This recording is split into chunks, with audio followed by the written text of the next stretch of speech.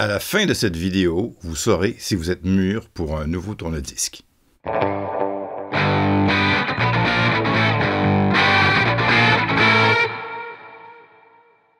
Bon, alors voilà, avant de rentrer dans le vif du sujet, je voudrais faire une petite mise au point. La chaîne existe depuis à peine 3 mois maintenant, et déjà je commence à me rendre compte que le temps est un facteur incontournable.